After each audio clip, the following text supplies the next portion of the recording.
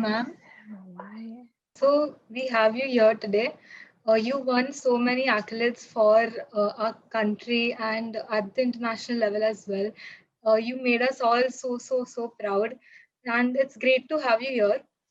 Thank It's such you. an honor to have you here today.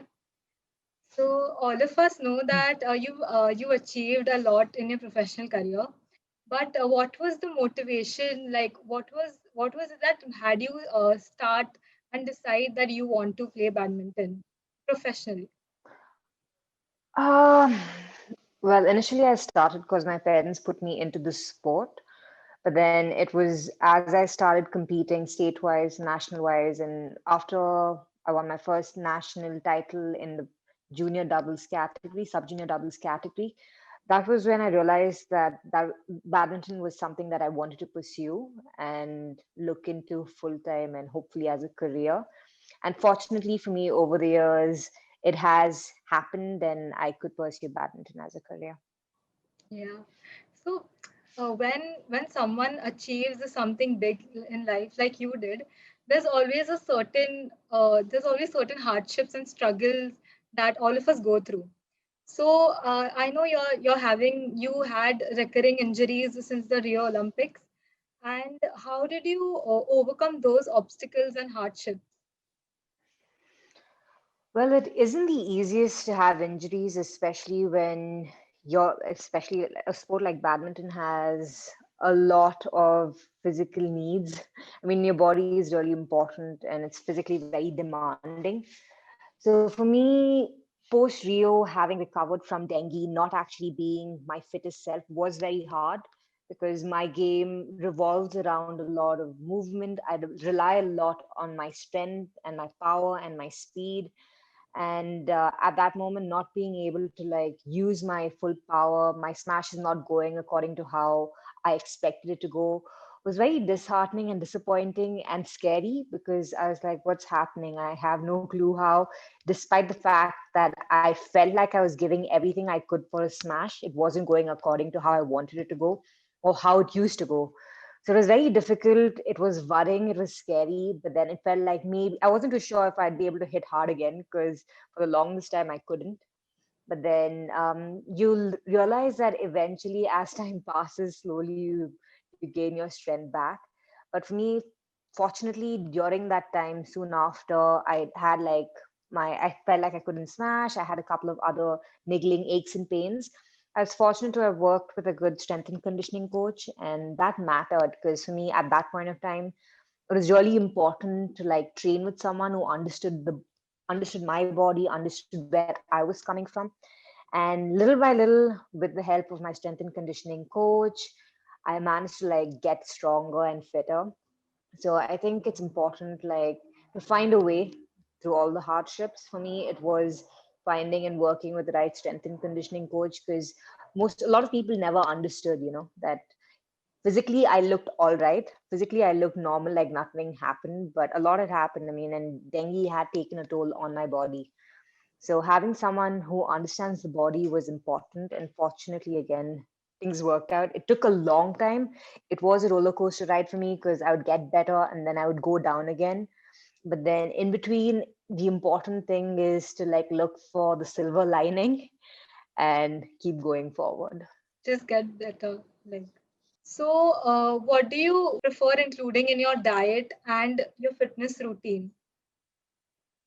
Well, I wouldn't say what I prefer including in my diet because I mean, I haven't, what do you say, gotten too much into the diet aspect of things. But from a game point of view and from a fitness routine point of view, fitness goes hand in hand with playing badminton. It's not something that you think twice about. It's only during the lockdown that I understood what I was doing was something that was incredible for my body because I've always taken it for granted because I've been playing badminton for a really long time. And along with badminton, I've always worked on my fitness levels, which is very important to play badminton. So it wasn't something that I'd given thought to. So my fitness routine and everything fitness related for me revolves around the game. So it revolves around what's needed for my game. It revolves around how my body is feeling at that time, what's needed for my body at that time. So it's quite different from a fitness enthusiast, because for them it's more about like working out to feel good, to get better. I mean, it helps for your mind and your body. But for me, as a professional badminton player, my fitness regime is purely For the entirely for the game, yeah, so everything revolves around the game. So it changes, because like one week just say I'm fine, and then I have a niggling ache in my body during practice, then the next week my routine would revolve around resolving that issue. So right. it's quite different. But yeah, again, for me, it's something that I've never really thought about. But thanks to the lockdown, I've realized that I've been truly blessed to be playing sports and pursuing it as a career, because I've never really thought twice about working out, never like realized the impact it had on my body, because that's all I've done. So I've never really seen the difference not doing it versus doing it. Doing it. But Yeah, thanks to lockdown, I saw like the not doing it aspect, and I was like, oh my God, I'm really lucky to be doing what I do, because it keeps me mentally and physically happy. So yeah. yeah, a lot of That's deviations. that's that's of utmost importance to all of us. Whatever we Yeah, do, it should make us happy. So yeah. yeah, so you've been also playing for like 20 years now since you won the sub junior nationals. So if you had to pick, that one moment that was the most memorable part of your career, what would it be? Well, I feel like in every career, every win is a milestone, because we have little goals, and each goal is reaching a particular milestone. And once you do that, you get to the next stage. But for me, of course, I've had many over the years, starting with winning a state championship, being a part of the state team, and then going on to like the international circuit. But of everything, I think the one that is the most remarkable and one that's etched in my mind, or the most defining thing for me, would be the Commonwealth Games 2010, because we happened to play at Delhi and in front of our home crowd. So that was pretty memorable. That's great. So, so badminton is what you're passionate about, right? So, is there something else you're as passionate about that if you would not be a badminton player, you would be something else?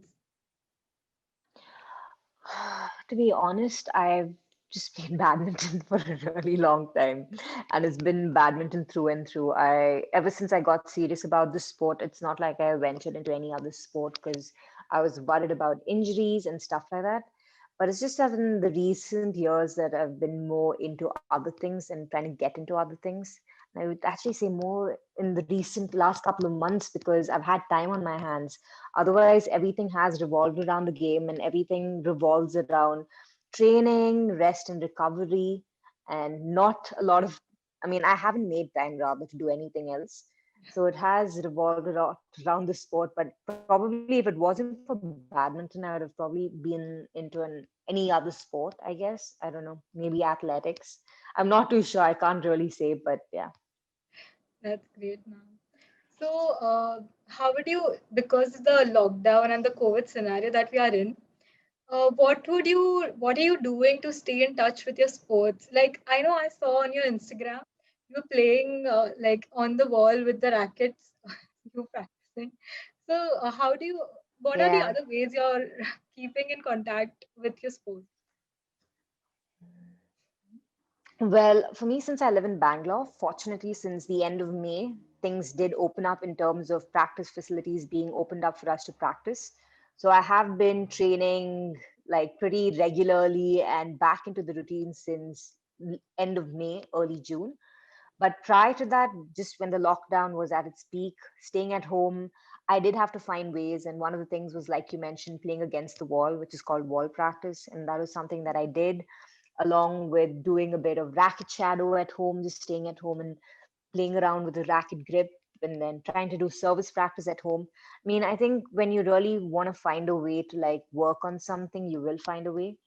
And even though it's not like we had a lot of space at home, I still managed to try and include certain things that could help me to like work on my game. Right. So, even we as college students, like to the young athletes out there, it's what do you think? Like, it's hard to create a balance in playing, like, whatever we play our respective sports. It's hard to keep a balance between academics and sports as well. So is it possible Mhm. for an athlete to enjoy the benefits of both worlds? Absolutely, absolutely. Because I feel like, I mean, I think the number one thing is also having a college that's supportive. That's the key factor. But I mean, so enrolling yourself in a college that encourages sport is important if you want to pursue sport as well as academics.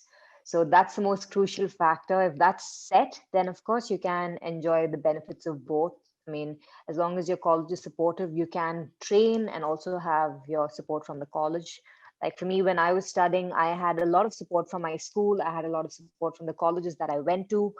So thanks to them, I did enjoy the benefits of studying as well as pursuing sports.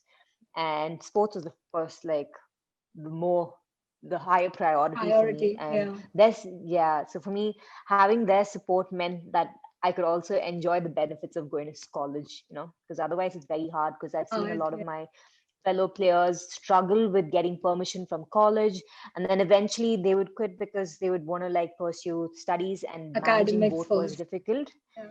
Yeah, so it's important, like I think if you really want to seriously look at sports as a career, then it's important to like go to a college that encourages and supports both. And I think right now there are a lot of colleges that do that, a lot of schools that encourage both. But if that doesn't happen, you still can find time. You can find time before college or after college to pursue your dream of being a sports person. So it is possible for sure. Right. And also, since you're playing mixed doubles and women's doubles, there's you're always playing with a partner. So, what do you think a teammate, like a partner, has an impact? Like, how does it have an impact on the on your own performance? How does it develop you as a player? I feel like the number one thing, I mean, it's quite different from a team sport. A team sport is large, an individual sport is single, whereas like doubles is just two people on court. There's no third person or fourth person to blame. It's just you both on court. So sharing responsibilities well and taking wins and losses in your stride and supporting each other through the wins and losses is very important. It's important to have like a partner who's supportive, understanding, and at the same time, I think one of the key factors is to be as driven as you are in your quest to like do well. Because if one partner has very high ambitions and the other partner doesn't and doesn't believe it, then it's very difficult. So having a partner who has similar beliefs, similar aims and goals is important. And having a partner who has a balanced approach to the game and is very supportive, because you win together and you lose together. So there's no blame game. The minute there's a blame game, then it becomes a little difficult to play. So yeah, having a supportive, well balanced, motivated, and ambitious partner is important. Yeah. Before Perfect. we end this, would you like to give some advice to the young girls out there who are aspiring to become future stars? I think the one of the most important things is to have a growing learning mindset, because there's no end to learning, there's no end to growing. So no matter what obstacle comes your way, as long as you're positive, you believe in yourself, and you're constantly learning and growing through every little situation, you're getting better. So I think the important thing is to like believe in yourself and have a learning and growing mindset, because that takes you a long way. And there is no end to learning. You're never too young and you're never too old. So you can always improve and always get better. And if you have that mindset, you can overcome a lot of obstacles, you can get better, and you can go after your dreams. So yeah. Yeah. Last but not the least, just some few words for our viewers. Well, I think I don't know what to say much, but other than the fact that again, I'd get back to learning and growing, because that's something that I love doing. And I feel like if there's something that you really want to pursue, make sure that you do everything in your power that you can to give it your ultimate.